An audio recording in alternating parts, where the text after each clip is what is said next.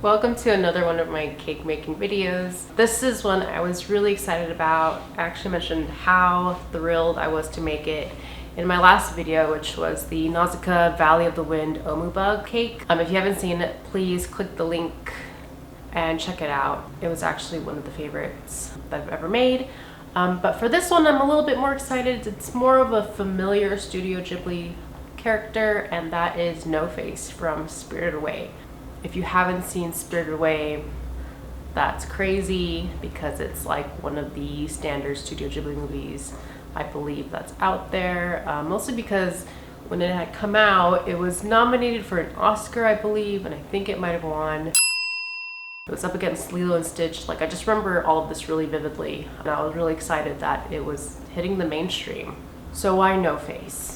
I mean, he's a pretty iconic character. He definitely pops up in a lot of people's minds when they think of Ghibli characters in general. I've always been a fan. I have two plushies. They're both given to me as gifts, and I love them both pretty equally because this guy has like little cute arms, and then this guy's eating ramen. I keep this guy in the kitchen because it seemed really appropriate. But yeah, it's like super cute. I love toys. Anyways, so one scene in particular I will be focusing on is kind of near the beginning where he's looking like this, but he encounters and coaxes like this super annoying frog with like some gold. He actually ends up swallowing the frog. He ends up growing like frog arms and legs and has this really weird, creepy, froggy shape. And I loved that, to see him transform like that. He also gained a voice, and he turned out really creepy and gross, and I was super drawn to that because I always am for some reason. And so instead of making just a standard no face cake, I thought, let's make him the really gross, creepy frog version because I feel like that's the strongest look that he has. But yeah, I hope you enjoy watching me make the cake. It didn't take as long because he is kind of a simple blob of black. So I hope you enjoy watching this video as much as I had fun making it. Please don't forget to like and subscribe so that I can make even more nerdy, weeby cakes. Anyways, let's get on to it. I started out with sketching him, as always, mapping it out so I know which parts of his body are made out of what materials. I didn't stick with this plan necessarily, but at least it gave me like a jumping off point to start from. I also originally wanted to give him a frog, but unfortunately it didn't work out in the end, but still pretty cute to look at. Next came actually making the cake batter. Instead of food coloring, I went with this dark cocoa. I was really happy with how it turned out in my Black Phillip cake. Black Phillip was that satanic goat from the movie The Witch. If you haven't seen me make that cake, I will link it right here. Please do check it out. But this brand, the Cocoa Trader, really comes out with like a jet black look, really satisfying to look at. I know the lighting makes it look very yellow and the cake batter looks pretty like dark brown, but in person it really is jet black.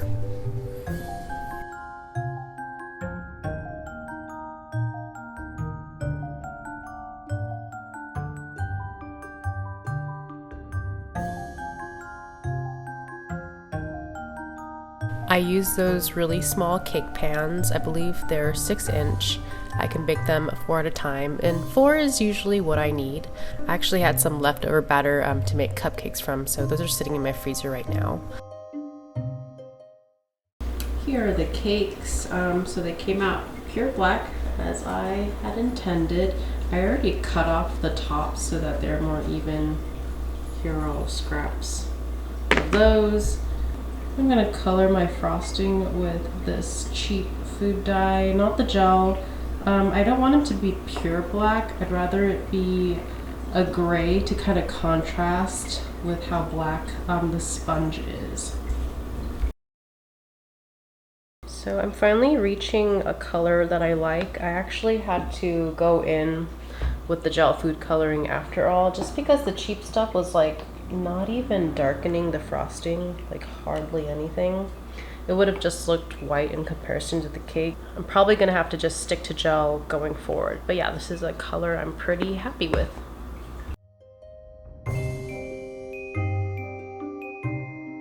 Now, No Face has a very simple shape, so I wasn't too concerned with how I was going to sculpt him out. I just knew that in the very beginning, I kind of want to give him this leaning look because he is kind of hunched over in his posture, but not too much where it would mess with like the structural integrity of it. I also cut out a paper base from like cake box cardboard so that I can have him sit on top of it. It just makes for easier transferring. Probably the most satisfying part of making a cake is peeling off that parchment paper from the bottom of each cake sponge. Once I was happy with how the placement was going to be, I then go ahead and put in frosting.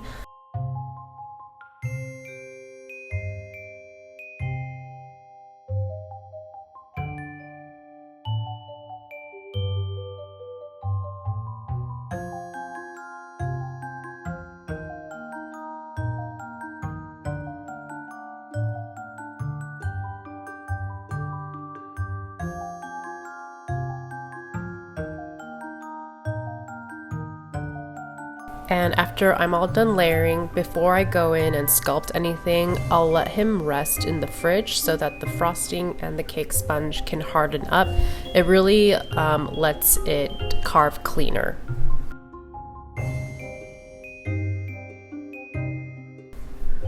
And here it is after I take it out of the fridge, and I began immediately carving into him just his basic shape.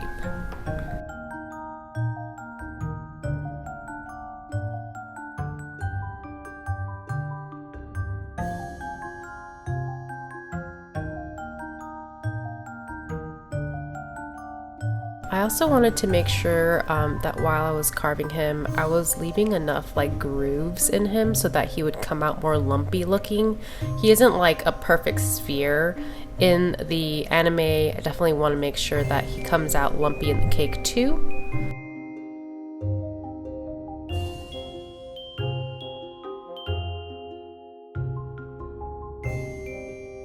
Trickiest part that I was most nervous about was probably the mouth, but because of the sponge that I baked without oil, it's really stiff and easy to carve, so I wasn't too nervous about the mouth holding up at all. I also remembered from my cake from last time to save any cake scraps, and it actually turned out to be super helpful because I was able to give him more of like a neck for his mask to lay on. Because before it looked like a little bit too flat, but I just like pasted on a little extra piece of cake sponge right on top. I am doing the very first layer of crumb coat. It doesn't have to be perfect, just kind of a primer so that I can go in again and frost it all over so that it eventually comes out really clean.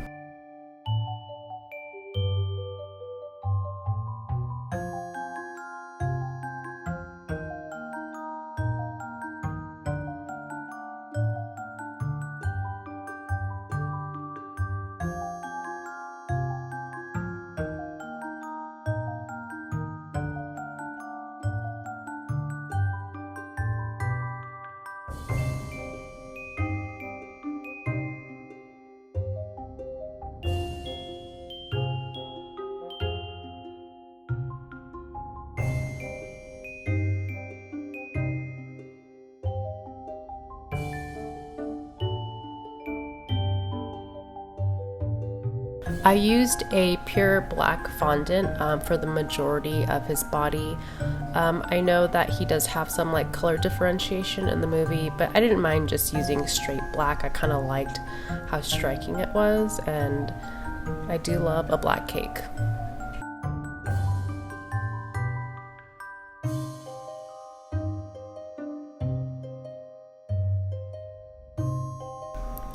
This was a pretty simple cake to lay fondant on, but of course I actually messed up a few times. You won't see that in the video because I probably had like a mini meltdown and had to redo it, and it was just a gross, stressful mess. So this is definitely something I still have to practice. But once I got him on nice and lumpy looking, I then added even more of a neck to him. I realized I just made him really squat and pudgy. So I wanted to make sure he looked a little bit more dynamic. On top of that, because he is so lumpy, I do want to bring out those lumps. And I did that by gently carving with a decorating knife, kind of like the ridges of his bulges, if that makes any sense. I don't have too much opportunity with texture in this cake, which, as you know, is my favorite thing to do, so I'll take what I can get.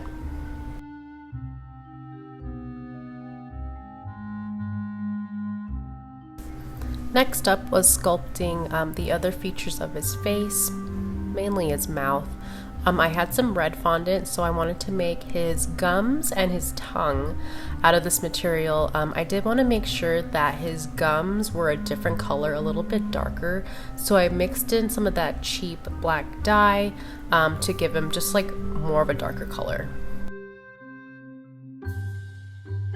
And then I layered the gums inside of his mouth, attaching it with a little bit of water.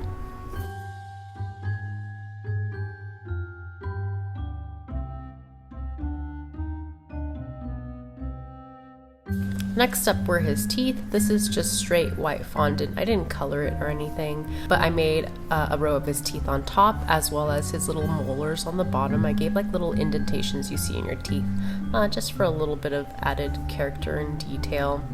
I will say this was like a really uncomfortable part to like poke holes into his gum.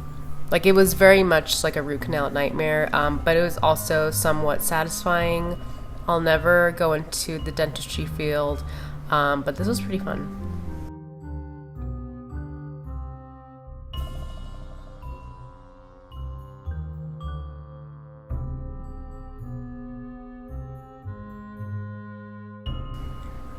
Then I did the tongue.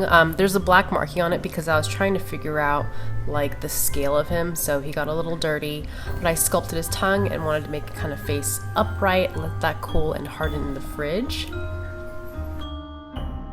The other items I wanted to sculpt out was his little hairdo. He has like a little bit of brown hair. I don't know if you've noticed in the movie, it's kind of weird and unsettling, but he has a little bit of hair, and then of course his froggy arms and legs.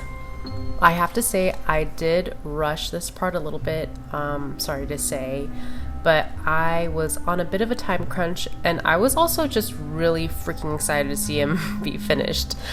So next time I'll remember to take my time.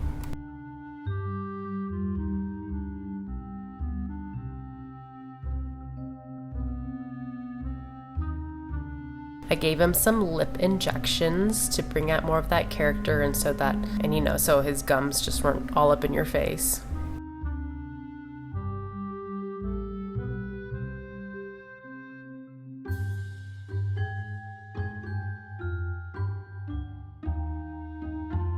And then the last piece was his actual mask.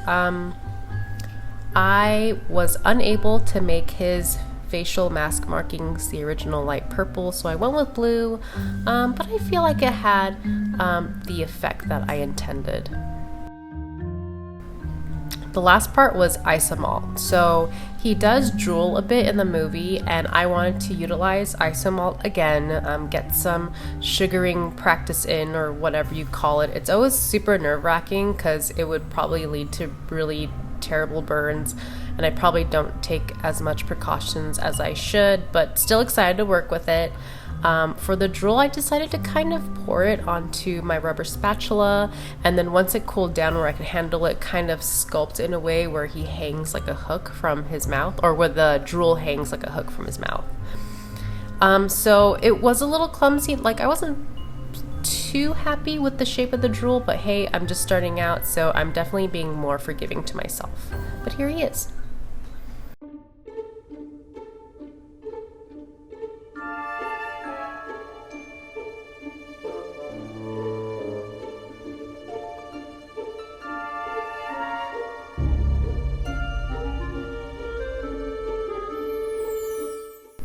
Time to cut into the big guy. I will say I was pretty happy with the layers. Could use more frosting, but really I was looking for structure at this time. That dark cocoa, I swear, if you find it online, go ahead and buy it because the cakes turn out so black, but it still tastes super chocolatey.